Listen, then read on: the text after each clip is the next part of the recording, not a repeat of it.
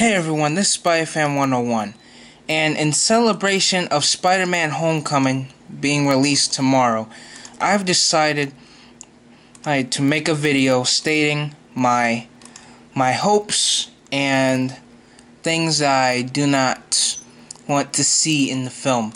So without further ado, let's do this.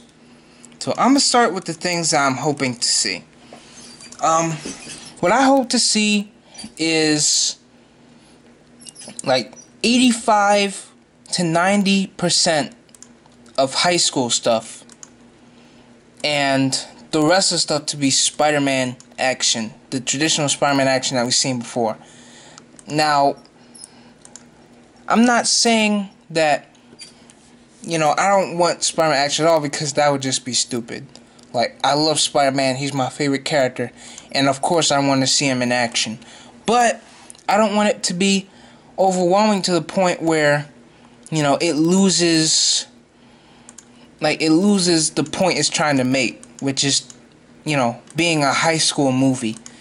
And so, what I also want to see is for it to be like the Ultimate Comics and Spectacular Spider-Man. Yes, I know.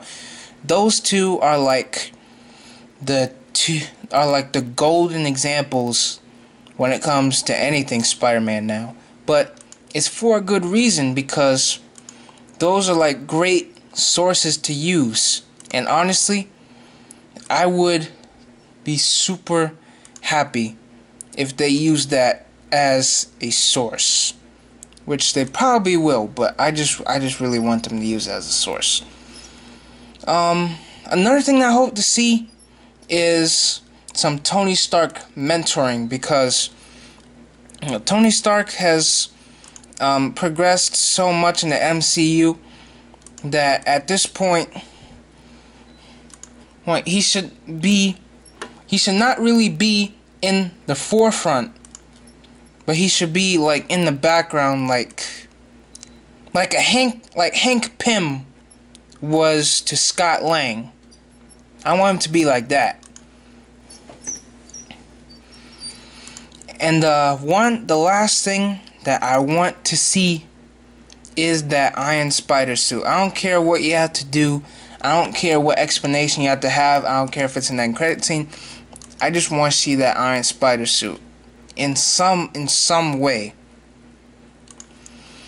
Alright, now let's get into the things that I don't want to see. And it's relatively just one thing. I do not want this film to feel like the Ultimate Spider-Man cartoon.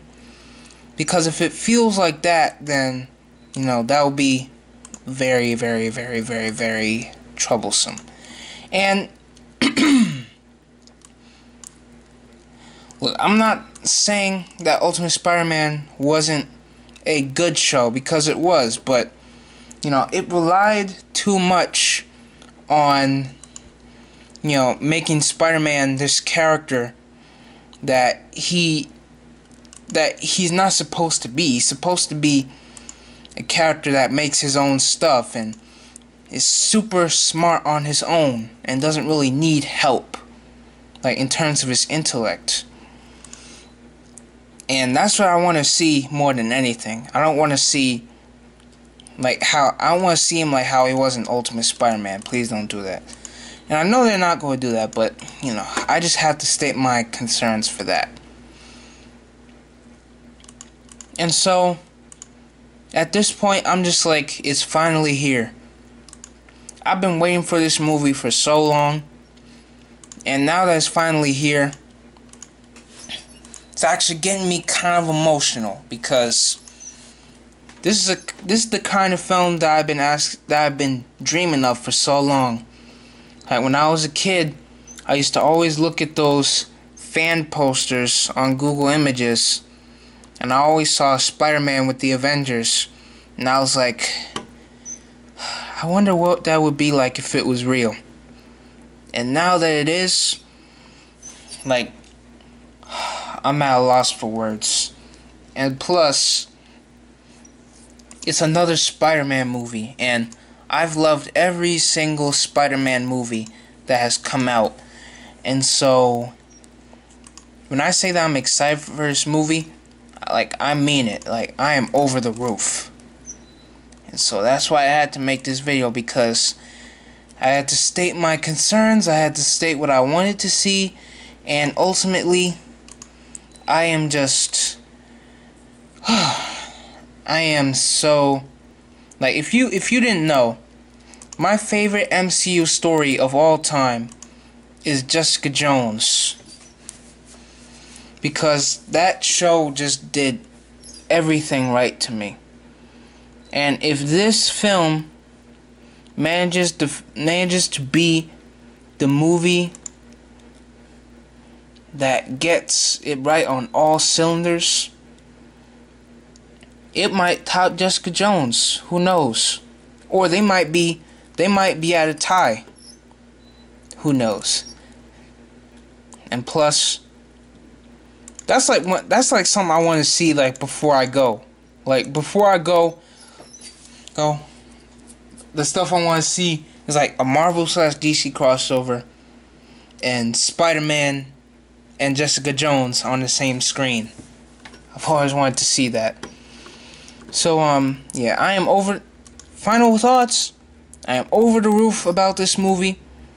And this was my most anticipated Phase 3 movie. So, whew, I'm ready. And those end credit scenes too, like, I can't wait to see what those are, because over the past month we've heard the directors say that those end credit scenes are going, like, you have to stay in your seat because they're going to blow your mind. And they've been quoted as being a must-see. So what does that particularly mean? I don't know, because the last time I sat in the credits and I was blown away by the end credit scenes, it was Guardians of the Galaxy Volume 2.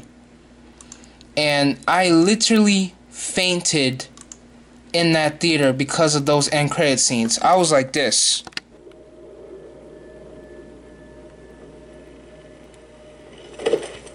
So whether or not that'll happen again in this movie, we shall see.